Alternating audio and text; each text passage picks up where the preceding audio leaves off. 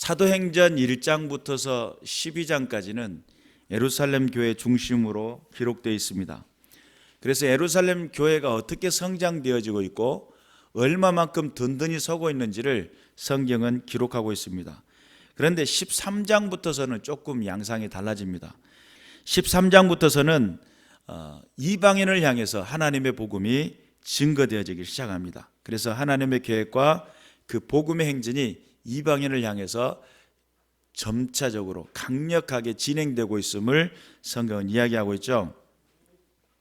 이 복음의 행진은 이미 약속이 되어 있었습니다. 아브라함을 부르기 전부터서 이미 계획하셨고, 부르신 다음에 아브라함과 약속하시기를 내가 너로 인해서 너로 말미암아 모든 열방이 복을 받게 될 것이다. 그러면 아브라함을 부르셨을 때부터서 하나님께서는 이미 계획하셨죠. 그리고 그 계획이 점차 이루어지고 성취되어지는 것을 성경을 통해서 이야기를 하고 있는데, 하나님께서는 하나님의 사역하심, 하나님의 일하심을 정말 묵묵하게 관철시키고 있어요. 사람이라고 하는 존재는 끊임없이 밥 먹으라고, 끊임없이 하나님의 뜻을 거스리고 하나님 앞에 불순종하고 내가 하고 싶은 삶을 살아가고 내가 원하는 삶을 살아가요. 그런데 하나님께서는 그 불순종하고 불평하고 원망하고 따르지 않는 백성들에게 끊임없이 하나님의 뜻을 관철시키고 계시는 그 모습들을 보게 됩니다. 그래서 하나님의 뜻에 순종하고 하나님께서 세우시기를 원하시는 그 나라가 어떤 나라예요? 하나님 나라죠. 하나님께서 세우시기를 원하시고 하나님의 뜻이 이 땅에 이루어지고 하나님 앞에서 영광을 돌릴 수 있는 그 믿음의 나라, 영광의 나라를 하나님께서 이루기를 원하시는데, 여러분, 하나님을 떠난 삶 그 자체는 고통입니다. 하나님을 떠나면 하나님 떠나 있는 그 삶 자체가 고통이에요. 생활의 고통, 만남의 고통, 질병의 고통, 악한 영 어둠의 권세의 고통. 하나님 우리에게 평안을 주시죠. 하나님께서는 우리의 삶을 보장하시고 우리의 삶 가운데 평강을 주셔요. 근데 이 평강은 세상이 알지 못한 평강이라고 성경은 기록하고 있습니다.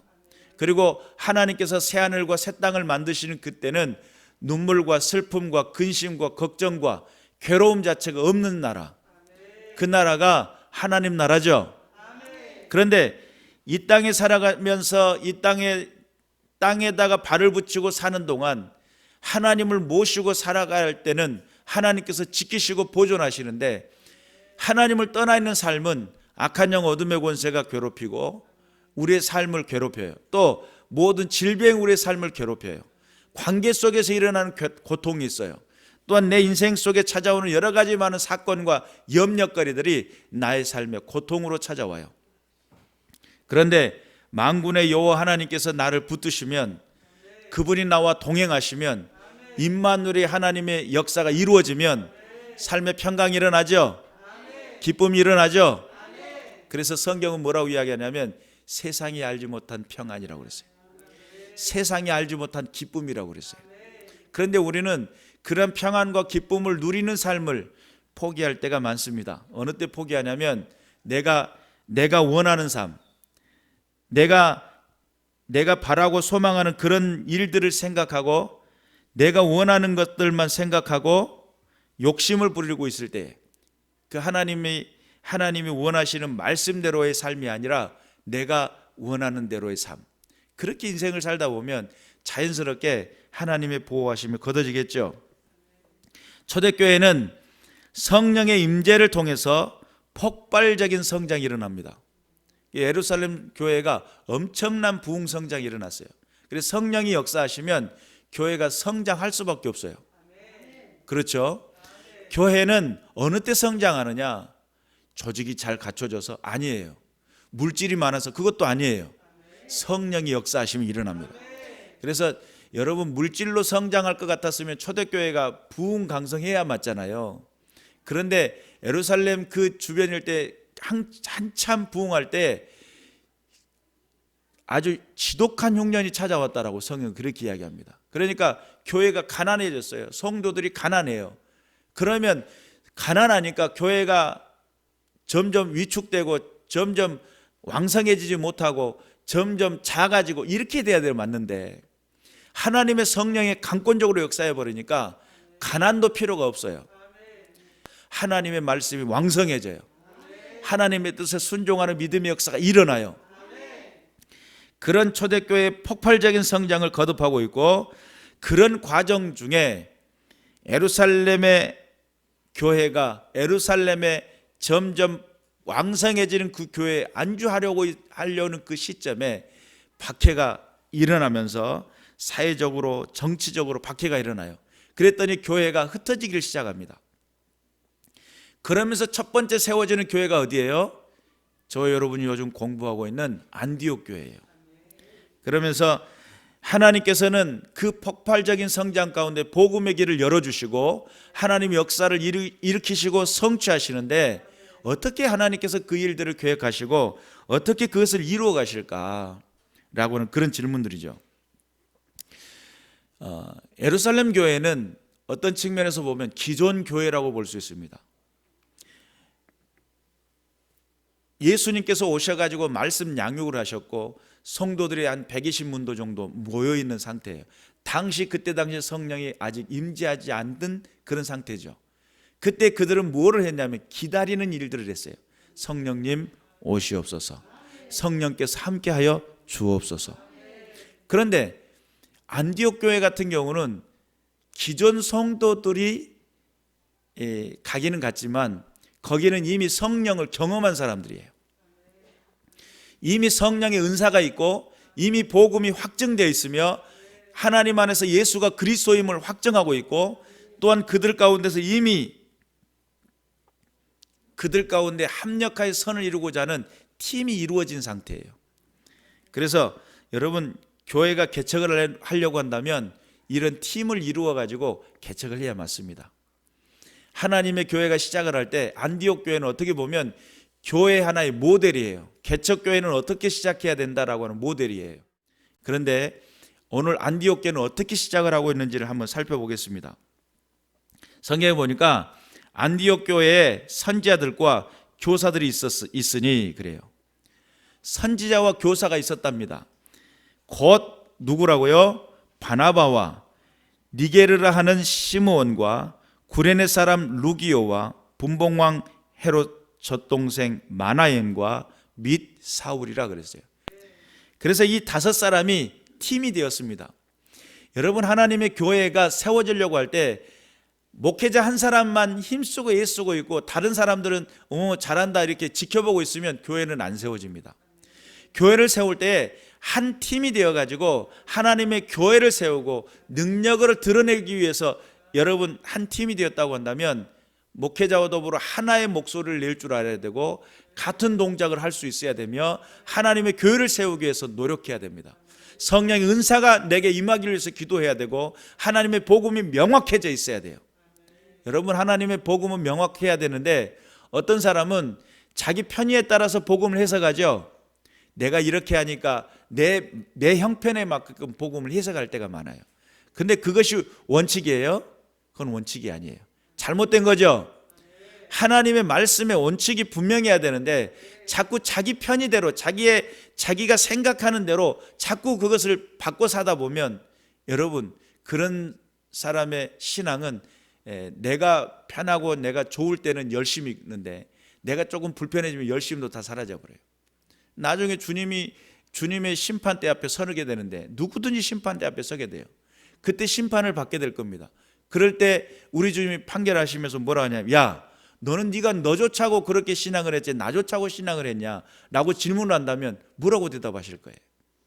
우리 신앙에 있어서 분명한 목적이 분명해져야 되고 하나님의 뜻의 모든 것을 내어 맡길 만한 믿음의 군사들이 될 줄로 믿습니다. 또 오늘 성경에는 복음에 능통한 사람, 예수가 그리스도이심을 확증하는 사람들이 5명이 모여 팀이 되었는데, 오늘 성경에는 무슨 이야기를 하고 있냐면 2절에 보니까 주를 섬겨 금식할 때에 성령이 이르시되 내가 불러 시키는 일을 위하여 바나바와 사울을 따로 세우라 하시니 그랬어요. 하나님의 일들을 열심히 감당하고 있었어요. 그런데 그 중에 바나바와 바울이라고 하는 인물을 세웠다고 그러죠. 사울이라고 하는 인물을. 그러면 이 사울은 오늘 우리가 이제 앞으로 쭉 배워야 할 말씀 중에 사울은 바울입니다. 근데 지금 변화가 되기 전이에요. 왜 이름이 변화가 안 됐냐면 이 바울이라는 인물로 쓰임 받을 시점부터서는 하나님 앞에 성령을 통해서 말씀하신 이방인의 사도라고 하는, 이방인의 빛이 될 거라고 하는, 이방인의 길이 될 거라고 하는 그런 개념 안에서의 이 사명을 감당해야 될 이 사울, 이제 앞으로 바울이죠. 이분은 안디옥 교회에서 이방인의 교회를 세우기 위해서 최선을 다하고 섬겼던 분이에요. 그럼에도 불구하고 그 마음속에는 어떤 심장이 뛰고 있냐면 그리스도의 심장 같은 게 뛰고 있어요. 우리 주께서 지금 나를 통해서 이방인에게서 빛이 되라고 하는데, 이미 안디옥 교회는 예루살렘 교회 다음으로 왕성하고 강력한 교회로 성장되었습니다. 그런데 지금 이 바울의 마음속에는 꿈이 있는데 하나님께서 내게 명령하신 이방인들에게 복음을 증거하고 하나님 살아계신 그 나라를 확정하는데 쓰임받기 위해서 부름받았잖아요. 근데 그가 지금 한 곳에 머물러 가지고 하나의 교회를 세우는 것, 이것이 내 사명이겠지 라고 생각하는 것이 아니었던 것 같아요. 그리고 그가 보았던, 제가 바울의 비전이라고 하는 그 측면에서 봤을 때 에베소서 2장 21절부터 22절의 말씀이 바울이 하나님 안에서 받은 비전, 그가 봤던 꿈이지 않았을까라고 하는 그 개념인데 한번 제가 읽어드릴게요. 그 안에서 건물마다 서로 연결하여 주 안에서 성전이 되어가고 너희도 성령 안에서 하나님이 거하실 초소가 되기 위하여 그리스도 예수 안에서 함께 지어져 가느니라. 건물과 건물이 서로 연결되어 뭐가 돼요? 주의 성전이 된다는 거예요. 그리고 또한 하나님이 우리 안에 거하셔서 거할 초소가 내가 되었다는 거예요. 여러분, 바울이 봤던 비전이 아마 그거지 않았을까? 이방인의 빛이 되고 이방인의 복음을 전할 자로 세움을 받았을 때 지금 이방 나라 가운데 하나님을 알지 못한 저 백성들에게 뭘 하기를 원해요? 하나님 나라가 세워지기를 원해요. 하나님의 교회가 세워지기를 원해요. 하나님의 역사하심이 드러나기를 원해요. 그러니까 그 바울 마음속에 날마다 달리는 그리스도의 심장과 같은 마음이, 그 중심 속에 두근거리는 마음이 믿지 않은 영혼들에게 하나님의 복음을 증거하는 증거자가 되어야 되는 그 꿈이 이 마음속에 뛰고 있었을 거예요. 그리고 기도하는 중에 하나님께서 성령의 강권적인 역사를 통해 성령이 시키신 일을 위해 그를 세우라고 그래요. 그를 불러요. 누구하고? 바나바와 사울을 불러요. 그리고 따로 세워요. 성경에는, 어느 성경에서 보면 이 따로 세운다라고 하는 이 개념은 지명하다라고 하는 뜻이 들어있어요. 또 구별했다라고 하는 뜻이 들어있어요. 그러니까 따로 세웠다는 것은 야, 너 이쪽에 서, 이겁니다. 쉽게 말하면 지명해가지고 따로 세웠다는 거예요. 그리고 그들에게 안수해서 보냈다는 겁니다. 성경에 보니까. 여러분, 주의 일들을 위해서 지명해서 세우는 겁니다. 그런데 지명받은 사람이 지명받았기 때문에 왜 나를 지명해가지고 나에게 이런 일들을 시켰냐고 이렇게 이야기할 수 있어요. 그런데 성경은 무슨 이야기를 하냐면 지명해가지고 세웠을 때는 반드시 그 일들을 감당할 수 있도록 하나님께서 재력을 주시고 하나님께서 능력을 주셔요. 그러니까 하나님의 일들을 할 때는 여러분 생각을 해보세요. 내가 누군가의 일을 해줬어요. 그러면 그 일을 하면 그 누군가는 나에 대해서 어떤 생각을 가져요? 저런 나쁜 새끼, 이런 생각을 갖습니까? 그게 아니잖아요. 야, 저 사람 정말 좋은 일을 했다, 이렇게 생각을 하잖아요. 인지상정이잖아요. 이게 내가 누군가의 일을 했으면 그만한 대가가 있잖아요. 근데 내가 주의 일들을 위해서 지명돼 가지고 부름받아서 세움을 받았다고 한다면 그건 무슨 일이에요? 하나님께서 그를 책임지시겠다는 뜻이에요. 그에게 복을 주시겠다는 뜻이기도 해요. 근데 우리는 복 받는 일들은 생각은 복음 받고 싶은데 지명받는 일들에서는 등한시할 때가 있어요. 하나님께서는 여러분 선지자인 줄 알고 냉수 한 그릇 대접한 것 때문에 선지자상을 바꿨다고 줄 거라고 그렇게 이야기하잖아요. 성경 그렇게 이야기하잖아요. 하나님의 일에서 지명을 받았어요. 그 하나님의 일을 하겠다고 내가 쓰임을 받겠다고 섰어요. 주님의 일이에요. 그러면 주께서 그만한 상황에 맞는 복을 주시지 않겠느냐 이 말이에요. 그 해에 복이 있지 않겠냐 이 말이에요. 여러분 안에 소망을 가지시길 바라요. 주님의 영광을 위해서 계획하고 꿈을 꾸시되 내가 주의 영광을 위해 쓰임받는 일들을 위해서 꿈을 꾸세요. 하나님께서는 여러분의 삶을 축복하시기를 원하세요. 우리가 하나님의 뜻을 나타낼 때에 어떤 것이 주께서 원하시고 기뻐하시는 일이냐 볼 줄 아는 믿음들이 있어야 될 줄로 믿습니다. 안디옥 교회는 무슨 일을 했냐면 기도하는 중에 정말 사명과 꿈을 꾼 사람들을 부르시고 그 꿈을 꿨을 때에 하나님의 일들을 나타내기 위해서 그들을 따로 세웠으며 지명했으며 그리고 그들을 하나님의 일들을 위해서 쓰시기 위해 보내셨다는 거예요. 우리가 종교활동이라는 개념하고 하나님을 섬기는 이 개념은 좀 구분이 가야 돼요. 종교활동은 말 그대로 내 삶의 복, 또 내 가정의 복, 내 가업의 복, 이런 나중심적인 해석을 하는 것이 이게 종교활동이에요. 쉽게 생각하면. 그런데 하나님을 섬기는 일은 이건 종교활동하고 다른 일이에요.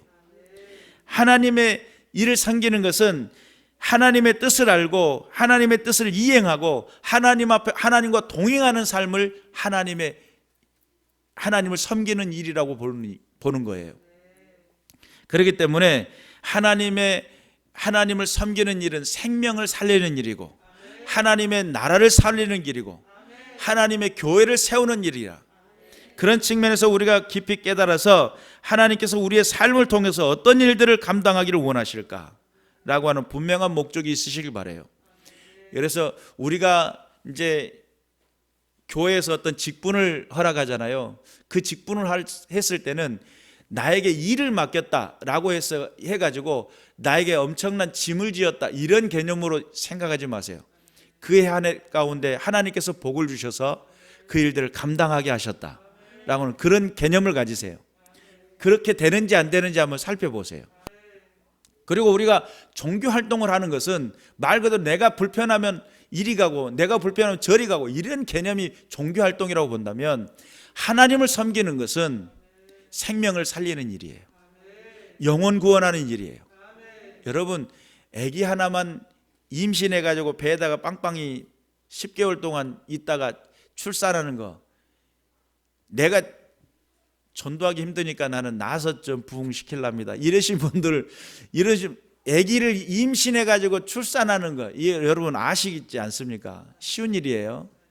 수고스럽고 정말 힘든 일이고 어려운 일이잖아요. 여러분 수고한 이 생명을 살리는 일에 내가 헌신을 작정하는 것은 정말 시간을 투자해야 되고 물질을 투자해야 되고 내 삶을 투자해야만이 가능한 일들이에요. 그런데 그 일들을 감당하겠다고 작정하고 내가 주님 제가 하겠습니다라고 했을 때는 하나님께서 그 일들을 감당할 만큼 여러분의 삶을 보장해 줄 거라는 저는 확신합니다. 그래서 베드로가 그래요. 내가 이 땅에서 다 주님 버리고 주님을 따랐는데 저에게는 어떤 복이 있습니까? 이 땅에서 100배나 받는다는 겁니다. 죽어서 영생을 얻지 못할 자가 없다는 거예요. 여러분 우리가 분명히 깨달아야 돼요. 하나님 안에서 복이 우선이다. 이것은 종교적인 것이고 세상적이라고 한다면 우리는 하나님의 뜻을 섬기고 하나님의 명령을 섬기며 주 영광을 위해 살아가는 사람. 그랬더니 그 나머지 것들은 하나님께서 나머지는 챙겨주시는 거예요. 그게 목적이 아니에요. 그게 복받기 위한 그게 목적이 아니에요. 그런데 내가 주를 위해서 헌신을 다짐했더니 하나님께서 하나님의 일들을 감당할 만큼 여러분 붙드시고 축복하신다는 사실 믿으시길 바랍니다. 그래서 우리가 하나님 앞에서 인생을 사는 동안 하나님의 영광을 드러내고 주의 뜻을 드러내는 믿음의 역사를 드러내려고 할 때에 좋은 교회 안에는 10대와 20대 이들을 위해서 헌신해야 될 사람들이 필요합니다. 전도도 해야 되고 해야 되는데 참 안타깝죠. 그리고 또한 장년들을 위해서 헌신해야 될 사람들이 필요합니다. 목장도 세워야 되는데 이 목장에서 복음이 살아나야 되고 생명이 살아나야 되고 하나님의 역사가 드러나야 되고 주님의 뜻을 드러내는 일들이 일어나야 돼요. 그런데 이런 사역에 대해서 복음을 명확히 알고 하나님의 생명 사역에 대해서 분명히 깨달은 사람들이 세워져야 될 때입니다. 이런 일들에서 헌신을 다짐하고 꿈을 꾸세요. 하나님께서 여러분들을 통해서 복 주시기로 작정하신 예비된 복을 허락하실 것이며 주의 놀라우신 크고 놀라운 역사가 나타나게 될 줄로 믿습니다. 협력하고 성장하는 교회, 초대교회는 팀 사역이 이루어졌던 교회입니다. 초대교회는 하나님께서 성령께서 하시고자 하는 계획을 이루시고 성취하기 위해서 부르시고 세우시고 보내시는 역사들이 일어났던 교회들이 초대교회입니다. 우리의 교회가 하나님의 나라를 위해서 쓰임받아서 왕성해지고 세상 속의 복음을 드러내는 교회로 성장할 수 있도록 깨어있으시기를 주님의 이름으로 축원합니다. 하나님은 살아계십니다. 축복의 주인공이 됩시다. 기도하겠습니다.